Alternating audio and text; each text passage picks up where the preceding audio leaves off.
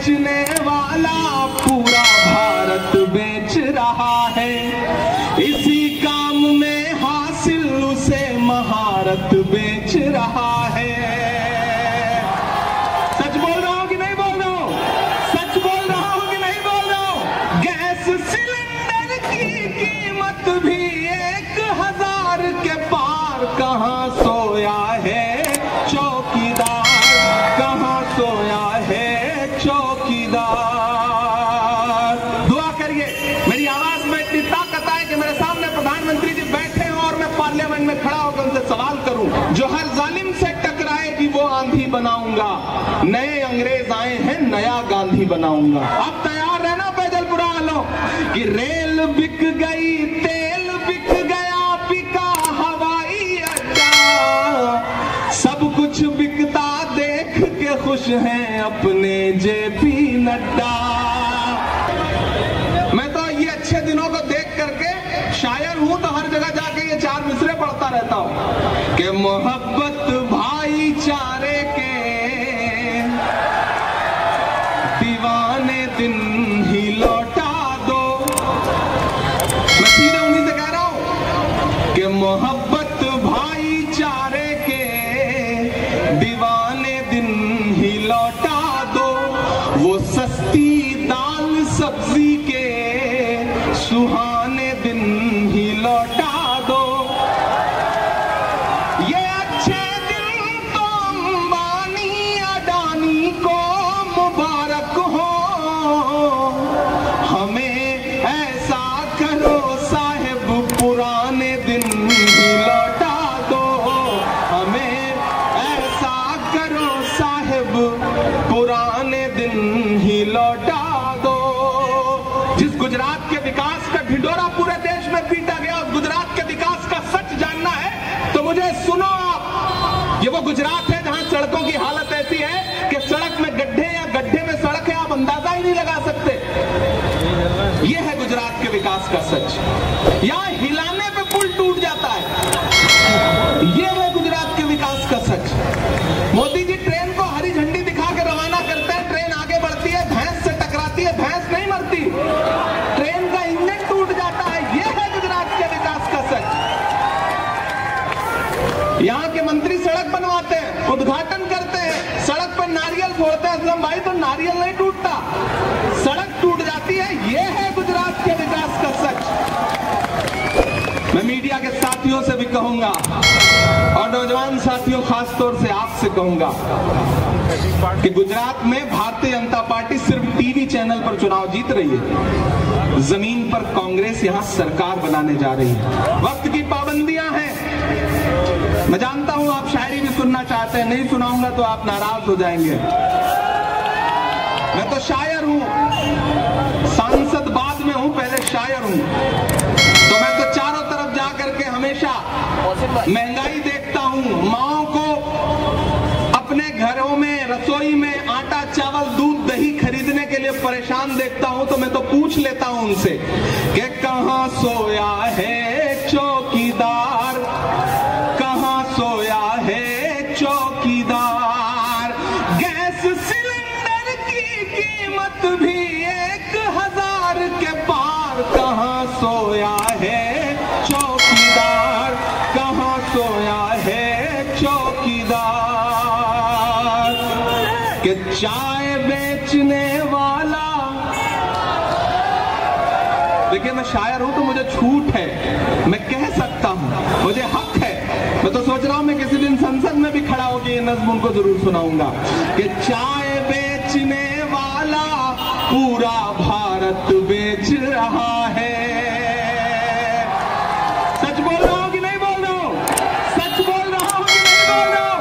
इधर जो लोग खड़े हैं आपका भी समर्थन चाहिए मुझे कि चाय बेचने वाला पूरा भारत बेच रहा है। इसी काम में हासिल उसे महारत बेच रहा है। रेल बिक गई, तेल बिक गया, बिका हवाई अड्डा। अब तैयार रहना पैदल बुरा हालों कि रेल बिक गई, तेल बिक गया, बिका हवाई अड्डा। सब कुछ बिकता खुश हैं अपने जेपी नड्डा। कि जनता महंगाई की मारी करती हाहाकार, कहां सोया है चौकीदार। इस मुल्क में दो ताकतें हैं। एक ताकत वो है जो सोचती है कि मुल्क उसकी तानाशाही से चलेगा, मुल्क उनकी मर्जी से चलेगा।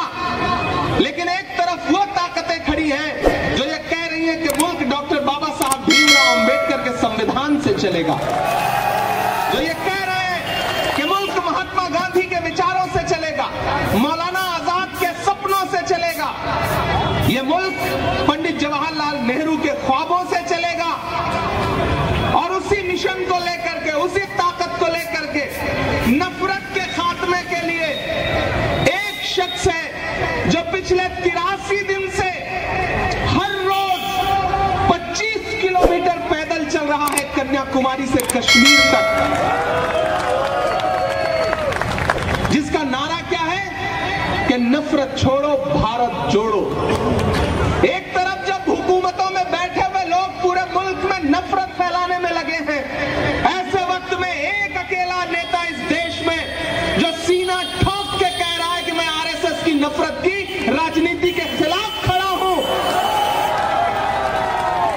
मैं देख के आया हूं उस यात्रा को, मैं शामिल रहा हूं उस यात्रा में, मैं चलता रहा हूं उस यात्रा में, मैं गांधी के गुजरात में खड़ा हूं। इसलिए भी ये बात कह रहा हूं कि मुझसे मीडिया के साथी कहते हैं इमरान साहब आप इस यात्रा के बारे में क्या सोचते हैं, तब मैं कहता हूं कि अगर मैं महात्मा गांधी के दौर में पैदा हुआ होता तो अंग्रेजों के खिलाफ उनके साथ भी पैदल चल रहा होता। लेकिन मैं अगर इस दौर के गांधी के साथ पैदा हुआ हूं, राहुल गांधी के साथ पैदा हुआ हूं, तो मैं उनके साथ भी अपने पैर के छालों की परवाह किए बगैर चल रहा हूं। जो हर जालिम से टकराएगी वो आंधी बनाऊंगा, जो हर जालिम से टकराएगी वो आंधी बनाऊंगा। नए अंग्रेज आए हैं, नया गांधी बनाऊंगा। नया गांधी, इस दौर का गांधी अपने पांव के छालों की परवाह किए बगैर 2000 किलोमीटर से ज्यादा चल चुका है, सिर्फ इसलिए कि मुल्क में भाईचारा आए, मोहब्बत आए, प्यार आए। मेरे भाई, 5 दिसंबर को आपको ईवीएम की कतारों में खड़े होना है, पोलिंग बूथ पर जाना है। तो जब जाइए तो बुनियादी मुद्दों को याद करके जाइए। याद करिएगा, बटन दबाने से पहले ये याद रहे कि आपके इसी सूबे में 135 से ज्यादा लोगों ने अपनी जान इसलिए गंवा दी क्योंकि भ्रष्टाचार की वजह से एक ऐसा पुल जिसका रखरखाव किया जाना था वो पुल ढह गया और 135 लाशें बिछ गईं। ये याद रखिएगा, लेकिन उससे ज्यादा ये बात याद रखिएगा कि जब 135 लाशें बिछी थी, मोरबी में कफन सिले जा रहे थे, तो हुकूमत का फर्ज यह था कि पूरा प्रशासनिक अमला, मुख्यमंत्री, प्रधानमंत्री जी खुद यहां थे, वो सारे के सारे मोरबी में मौजूद होने चाहिए थे। लेकिन अफसोस, देश का हाकिम दिन में 3 बार कपड़े बदल के उद्घाटन कर रहा था। याद रखिएगा इस बात को, याद रखिएगा इस बात को। असलम साहब मुंबई से आए हैं, वो मंजर याद रखिएगा कि शाहरुख खान के बेटे आर्यन के पास से 5 ग्राम ड्रग्स की बरामदगी दिखा करके टीवी चैनलों पर सरकारी एजेंसियों ने जो तमाशा करवाया था उसे याद रखिएगा। लेकिन फिर यह भी याद रखिएगा कि इसी गुजरात के मुद्रा पोर्ट पर हजारों हजार करोड़ के ड्रग्स पकड़े गए और मीडिया में बात तक नहीं हुई। याद रखिएगा, याद रखिएगा। नौजवान साथियों, आप खास तौर से याद रखिएगा कि यह गुजरात है जहां 40 लाख रजिस्टर्ड बेरोजगार हैं और आप जब नौकरी पाने की तलाश में पर्चा भरते हैं तो पर्चा देने से पहले पेपर लीक हो जाता है, लगातार पेपर लीक हो रहे हैं। याद रखिएगा, याद रखिएगा बटन दबाने से पहले कि यह गुजरात है, यहां शराबबंदी है, लेकिन इसी गुजरात में एक दिन में जहरीली शराब पीने से 70 से ज्यादा लोग अपनी जान गंवा देते हैं। और जब मैं और कांग्रेस के बाकी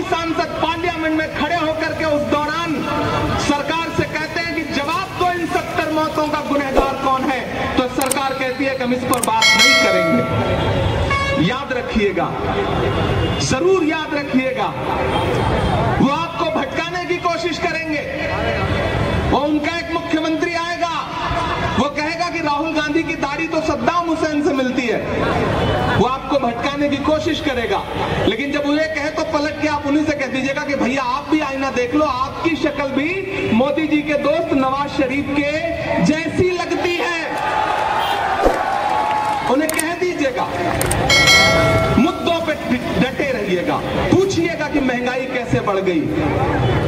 आप तो कहते थे कि मैं चौकीदार हूं, मेरे हाथ में देश की तिजोरी सौंप दो, मैं खजाना नहीं लुटने दूंगा। लेकिन मेरी माओ बहनों, ये याद रखिएगा कि आज से 6 साल पहले एक दिन टीवी चैनलों पर वो नमूदार हुए और उन्होंने कहा कि भाइयों बहनों, आज से 500 और 1000 का नोट बंद। जानते हैं क्यों? क्योंकि आपने अपने पल्लू में छुपा करके, रसोई में आटे के डब्बे में छुपा करके जो थोड़े बहुत पैसे रखे थे ना घर वालों से, ताकि बच्चों की किसी मुसीबत में काम आए, उस पैसे को आपसे छीन के बैंक में जमा करवाना था, ताकि अपने उद्योगपतियों दोस्तों का कर्जा माफ किया जा सके, आपको लूट करके अमीरों की तिजोरी भरी जा सके। याद रखिएगा, तब जाइएगा और वोट करिएगा। मैं तो अलग ऐलान चारों तरफ सवाल करता हुआ फिर रहा हूं। डराने की कोशिशें की जाती हैं, आवाज दबाने की कोशिशें की जाती हैं। कहा गया है, सुना गया है, कोई न बोले, ज़बान दराजों को मशवरा है, कोई न बोले। अजीब लुकनत पसंद हाकिम से वास्ता है, जो चाहता है, जो सोचता है, कोई न बोले। लेकिन मैं बोल रहा हूं, क्योंकि मैं इसलिए जिंदा हूं कि मैं बोल रहा हूं। दुनिया किसी गूंगे की कहानी नहीं लिखती। याद रखिएगा कि जब प्रधानमंत्री जी लाल किले की प्राचीर पर खड़े होकर के महिला सम्मान, महिला सुरक्षा का भाषण दे रहे थे, तो उसी दिन, उसी के 2 घंटे बाद इसी गुजरात में भारत की एक बेटी बिल्किस बानो के बलात्कारी रिहा किए जा रहे थे। याद रखिएगा। अभी 7 दिसंबर से पार्लियामेंट का सेशन शुरू होगा। दुआ करिए मेरी आवाज में इतनी ताकत आए कि मेरे सामने प्रधानमंत्री जी बैठे हों और मैं पार्लियामेंट में खड़ा होकर उनसे सवाल करूं कि प्रधानमंत्री जी, मैं तो हिंदी साहित्य का विद्यार्थी रहा हूं, मैं तो संस्कृत का एक सूत्र वाक्य पढ़ा करता था कि यत्र नार्यस्तु पूज्यन्ते रमन्ते तत्र देवता। जहां नारियों की पूजा होती है वहां देवता निवास करते हैं। लेकिन मुझे अफसोस है कि जिस देश में नारियों की पूजा होने पर देवता निवास करते थे, वहां नारियों की पूजा छोड़िए, बलात्कारियों की पूजा हो रही है और प्रधानमंत्री जी चुप है। भारत की बेटी के लिए उनके पास एक शब्द नहीं है बोलने के लिए। याद रखिएगा, मैं राजू भाई के लिए आपके पास दामन फैलाने के लिए इसलिए आया हूं। बहुत थोड़ा सा मौका था। इससे पहले एक सभा में था, आदरणीय मल्लिकार्जुन खड़गे जी साहब थे बेरामपुरा में, वहां मौजूद था, वहां